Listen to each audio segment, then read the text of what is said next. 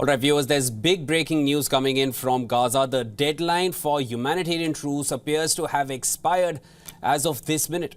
There has been no sign of an extension. Either Hamas, Israel, Qatar or any negotiators, they have not confirmed any extension, and firing, reports suggest, have begun. Israel says it intercepted rockets fired from Gaza towards its territory. The IDF says that Hamas had violated the agreement and fired missiles from Gaza towards Israel. The Israeli Defense Forces say it renewed fire against the terrorist organization Hamas in the Gaza Strip. Now, before the deadline had expired, rocket alerts were sounding in Israeli areas near the Gaza border, namely Sderot and Kibbutz Holet. In the 7 days that the truce lasted, 80 Israelis were released, primarily women and children, and some of whom are dual citizens. Another 24 foreign nationals were also released. 240 Palestinians had been freed from Israeli prisons, on the other hand, mainly women and minors.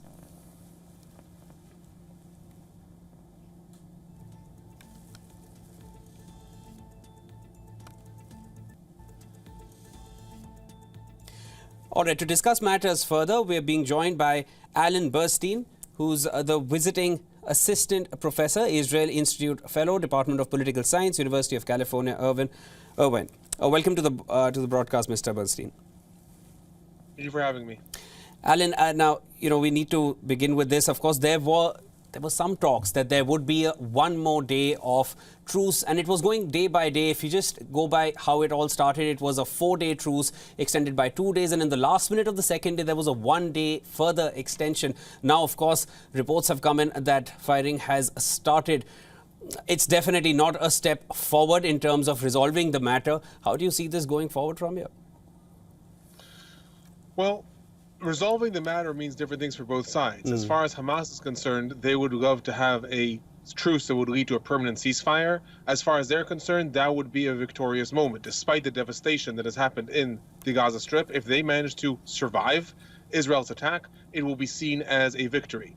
In turn, for Israel, a ceasefire, any ceasefire that's beyond a truce to regain hostages, is seen as a failure. So for both sides, there's different interests in the truce. Israel's only interest really was in regaining as many hostages as it could. The minute Hamas started to indicate that it was not going to return as many hostages as Israel expected, it started already, as you said, 2 days ago, when the lists were not matching what Israel expected. And then half an hour before the truce expired, all of a sudden, they then did manage to meet the criteria. And then today, they did not hand over another list of 10 names. As far as Israel is concerned, there's no gain in continuing the truce, because victory for them, or resolving the matter for them, is pushing forward towards Hamas's destruction. Mr. Burstein, stay with us. I'm just going to cut across to our other guest who's joining us at this hour. We're also being joined on News Point by Ms. Carolyn Glick, former foreign policy advisor to Prime Minister Benjamin Netanyahu. Ms. Glick, now I also wanted to, come to you regarding this. Now, there were talks that Hamas wanted to extend the ceasefire ever since the beginning of the truce. Now, this report which has come in from the Israeli Defense Forces that Hamas violated the operational pause and in addition fired towards Israeli territory. What kind of a message is Hamas sending across here? I mean, Hamas is sending the same message they've been sending all along, which is that they kill and they want to destroy the state of Israel, and that they had basically exhausted their pool of hostages because apparently the rest of the women and children they've murdered. So the deal was for live hostages, and they had run out of them. And so that tells us more about the nature of the war crimes. We've learned a lot about that over the past 7 days of the ceasefire, with the hostages coming back and telling stories of starvation and torture. So that's one thing, but Hamas and Israel, was clear that it was coming to an end. It was just a question of when, because Hamas has been violating the terms of the ceasefire all along, and using the time and the American insistence that Israel allow almost unlimited amounts of goods to come into Gaza through the so-called humanitarian resupply that Hamas now is ready to go because they have all of the food, the medicines. They've been able to use the past week to regroup, to reorganize their forces, and so they're ready. The minute that they were ready, they ended the ceasefire. This is just sort of their normal operating procedure. Mr. Burstein, I'd like to come back to you. Carolyn, stay with us. As far as the exchange was concerned, women and children, everybody understood that they would be exchanged for 3 prisoners from the Israel side. And now there were always talks that the exchange of the men and soldiers who are left, because very few women and children were left with Hamas. Now, as far as the men and soldiers, do you feel that has triggered Hamas to break the ceasefire, or do you feel there is something more here because till now the news was coming in that they are keen on ensuring that the truce continues? So I think Hamas had an interest in this truce bleeding into another truce, and therefore they were going to try to extend truce after truce in order to lead to a situation that Israel didn't have the diplomatic capability to regain fire and start the invasion again in the Gaza Strip. In deals that were made, or negotiations that were made in Qatar yesterday between the head of the Mossad in Israel, the head of the CIA, the Egyptian Minister of Intelligence, and the Prime Minister of Qatar, the sides actually managed to come to some sort of agreement about the brackets of the different hostages that remain. So it was going to be men over the age of military service, then men in the age of military service, then female soldiers, then men or within the age of military service, and male soldiers, and then eventually bodies. And each one of these was going to have its own price, so to speak. Hamas, I think, would have been happy to continue negotiating and gain as much as they can for each one of these hostages. I think they recognize that Israel was not going to let them simply draw out the truce into another truce. So once they decided that they don't have enough people to return, or for whatever strategic reason they decided that to re-engage in fighting right now, likely they will try in the next coming days to say, we can again have a truce and you can get more hostages back. Now it's going to be a different price. They're going to demand a different price for each one of these brackets. The highest price that they're demanding is going to be for Israeli live male soldiers. That, as far as they're concerned, is the golden captures. Ms. Click, I'll come back to you here. Now, as per reports, of course, it's too fresh to analyze it any further. As per the initial reports that have come in the hour just before the truce was set to end, Israel said that it intercepted a rocket. Now, the extended truce had not completely ended, and the rocket was already fired from Gaza towards Israel. What kind of a precedent is this setting for any kind of further talks for a temporary pause? Will it make it more difficult now that the truce has been ended in a rather abrupt manner?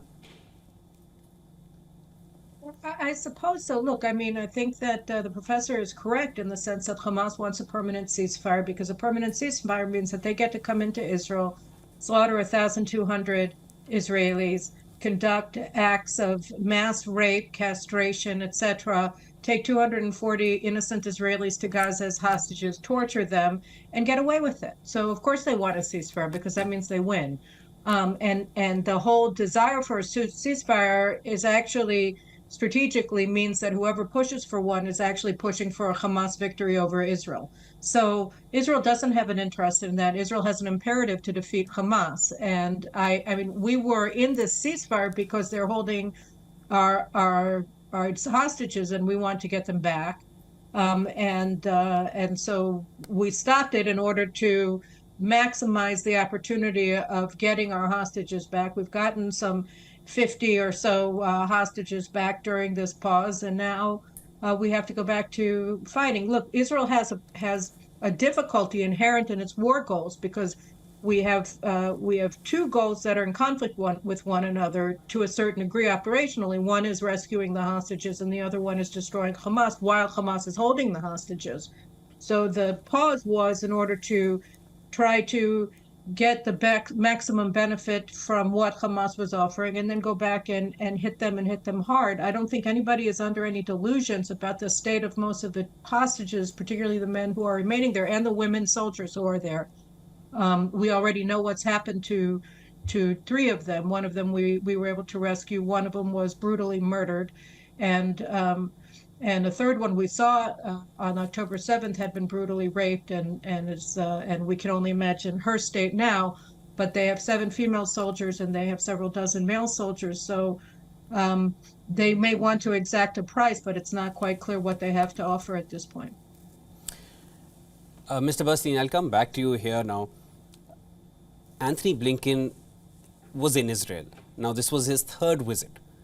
Talk to us about how much of an influence US is even having here, because he came with a very clear agenda that they would want another day of the truce to last.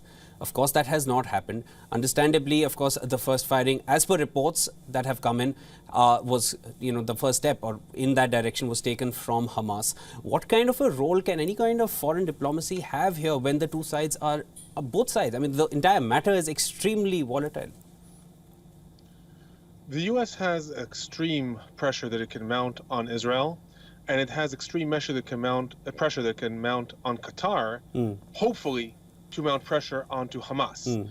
The United States has a lot of pressure on Israel, not only because of the aid that it provides Israel, but also because of the diplomatic umbrella that it gives. And one of the things that Anthony Blinken specifically said in his meetings with the war cabinet in Israel is he asked, how long is the war going to continue? And Israel's Minister of Defense said several months. And he said, if you do not minimize the number of Palestinian casualties, if you do not make sure that there's no Palestinian uprooting from the south of the Gaza Strip, you have weeks. You don't have months. That shows you the extent of the United States pressure, because he can say, this is the amount of time that we're going to be able to protect you diplomatically. So it has a lot of pressure on Israel, not so much to say Israel cannot retaliate right now to the rockets, but to say how it can retaliate, or the extent to which it can retaliate, because it offers this diplomatic umbrella. In turn, it can also apply pressure on Qatar, which can apply a lot of pressure on Hamas. Say, Hamas has violated this now, but if you want the U.S. help to later facilitate, for example, mass release of Palestinian prisoners,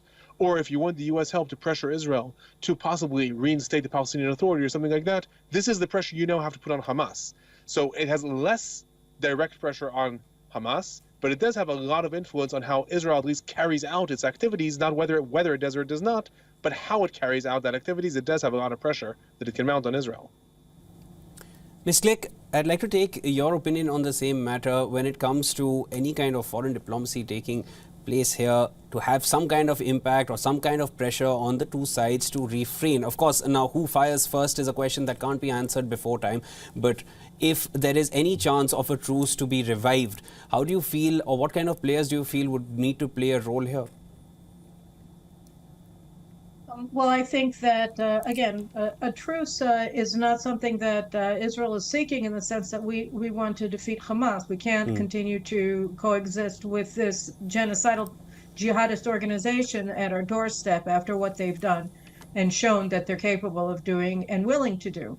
I think that in terms of the international pressure, one of the things that's been disappointing about the Biden administration's position really has been that their demands for limits on Israel's military operations, actually, the gist of them is that the Biden administration is trying to prevent Israel from achieving our war aim of obliterating Hamas. And it's not just disappointing, it's really problematic, because it's not just that they have the UN Security Council veto hanging over Israel's head in a very nasty sort of way, because obviously the United States would never accept such limitations on its own operations against ISIS or against any foreign adversary. And we're talking about foreign adversaries thousands and thousands of miles from the United States. And here we're talking about a foreign adversary that invaded our territory, that's sitting at our border. So this is it's unfair. Having said that, I think that what is becoming more and more evident to Israeli leaders, and we saw it in the reports of a very angry conversation between the War Cabinet and Secretary of State Blinken, is that the realization that we may not be able to rely on the United States as an ally, and we're just going to have to figure out a way to continue to prosecute the war, because as Defense Minister Gallant explained to Tony Blinken, we're going to have to do this with or without your support. And then what I found was interesting was that after this very sharp exchange between the defense minister and also the prime minister came into it, and Secretary Blinken, during that meeting yesterday that he held with the War Cabinet, the Americans very quickly said that they support Israel. So I think that there's a lot of argument inside of the Biden administration. There are a lot of very hostile, there are officials there that are extremely hostile to Israel, and there are officials there that are very supportive of Israel and understand how vital an Israeli victory is for American national security. So there's a split within the administration, and I think that after Blinken essentially represented the anti-Israel voices in the administration, then you had very strong statements of support for Israel coming out from the spokesman from the National Security Council, Jim Kirby, and from others in the administration, and even from Blinken himself. So I think the Americans are trying to test the limits of their pressure on Israel, and I think that they hit a wall yesterday at the War Cabinet in their exchange with Israeli leaders. Obviously, just on the issue of India, I think that India's support for Israel has also been very important because India is such an important power, and the fact that Prime Minister Modi has really, he's been very supportive of Israel, both in terms of international forums and also in terms of the actual exchanges that we've been having with the Indians during the course of the past 8 weeks has also been exceedingly important to Israel, and I'm hoping very much and optimistic about the situation there and the way that India is also stepping up. Yeah, I'd like to cut across to our other guest, Mr. Burstein here. I'd also like to reiterate India has made its stance regarding a two-state solution very clear. I'd like to come across to Professor Burstein here, who'd like to add to what you had said earlier. Professor, go ahead. So the only thing I'd like to add is I disagree that Blinken is representing a anti-Israel stance. I think that we have to take into consideration that the United States has a lot more factors that it considers, among others, its own diplomatic stance and its own internal stance, and it's coming up in an election year in the United States. This doesn't justify how the United States operates or doesn't operate.